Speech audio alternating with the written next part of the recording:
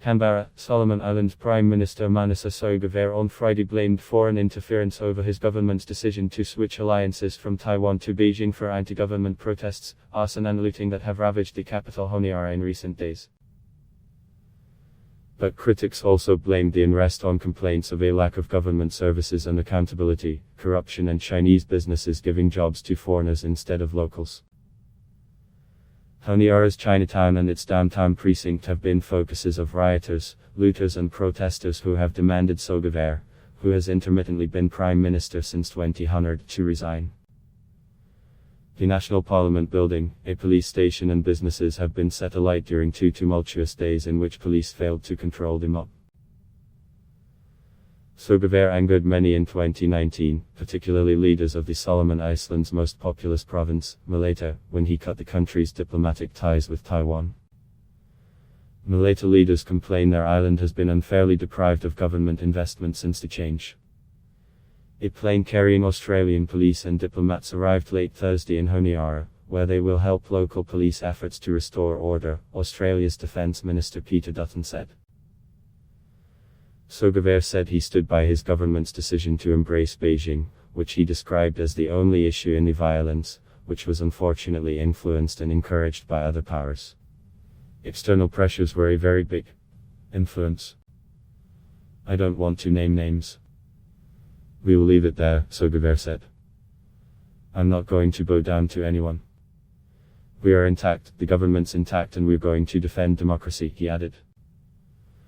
Australian Foreign Minister Marise Payne did not agree that other countries had stirred up the unrest. We have not indicated that at all, Payne said. We've been very clear. Our view is we don't want to see violence. We would very much hope for a return to stability, she added. Local journalist Gina Kikia said the foreign policy switch to Beijing with little public consultation was one of a mix of issues that led to the protests. There were also complaints that foreign companies were not providing local jobs.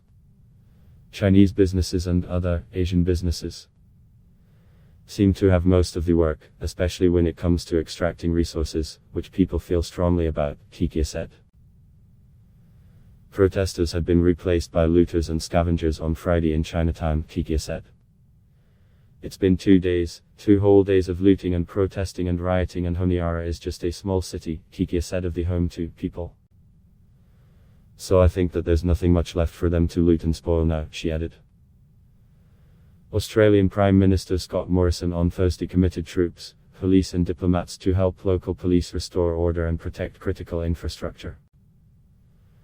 Australia would not assist in the protection of the National Parliament and the executive buildings, in a sign that Australia was not taking political sides. Some observers argue Australia intervened quickly to avoid Chinese security forces moving in to restore order. But Morrison said Sogavare had asked for help because he trusted Australia. The Solomon Islands reached out to us first. As family, because they trust us and we've worked hard for the trust in the Pacific, Morrison said. That is our region and we are standing up to secure our region with our partners, our friends, our family and allies, he added. Sogavare requested assistance from Australia under a bilateral security treaty that has existed since 2017, when Australian peacekeepers last left the Solomon Islands. Australia led an international police and military force called the Regional Assistance Mission to Solomon Islands that restored peace in the country after bloody ethnic violence from 2003 until 2017. Morrison questioned whether Chinese citizens and businesses were being targeted. He described the unrest as a bit of a mixed story and noted Chinatown was the scene of rioting before Australia's 2003 intervention. China, meanwhile, expressed serious concern about recent attacks on some Chinese citizens and institutions, without providing details. We believe that under the leadership of Prime Minister Sogavare, the Solomon Islands government can restore social order and stability as soon as possible, Chinese Foreign Ministry spokesperson Zhao Lijian said on Thursday. He said that economic and other cooperation since the establishment of diplomatic relations has benefited both sides. Any attempts to undermine the normal development of China-Solomon relations are futile, he said. Dutton said a plane carrying 23 federal police officers and several diplomats flew from the Australian capital Canberra to Honiara late Thursday.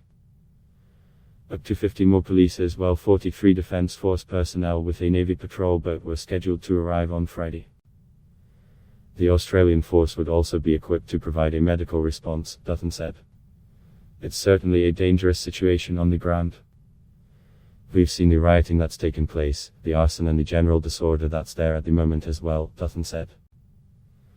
So there's a lot of work for the police to do on the ground, he added. Sogavare declared a lockdown Wednesday after about people gathered in protest in Honiara, demanding his resignation over a host of domestic issues. The protesters breached the National Parliament building and burned the thatched roof of a nearby building, the government said. They also set fire to a police station and other buildings. Sogavare ordered the capital locked down from 7 p.m. Wednesday through 7 p.m. Friday after saying he had witnessed another sad and unfortunate event aimed at bringing a democratically elected government down. Despite an announcement from the Solomon Islands police force that they would be conducting increased patrols through Honiara amid the lockdown, protesters again took to the streets Thursday. Local media reported that many of the protesters were from Manasseh, whose premier, Daniel Suidani, has been at odds with Sogavare, whom he accuses of being too close to Beijing. Suidani said he was not responsible for the violence in Honiara, but told the Solomon Star News that he agreed with the calls for Sogavare to resign. The Solomon Islands, about kilometers northeast of Australia, were the scene of bloody fighting during World War I. After it was captured by the Japanese, U.S. Marines landed on the island of Guadalcanal in August 1942 to open a campaign to wrest back control. They were successful, though fighting in and around the Solomon Islands continued through the end of the war. AP at Block Test Y.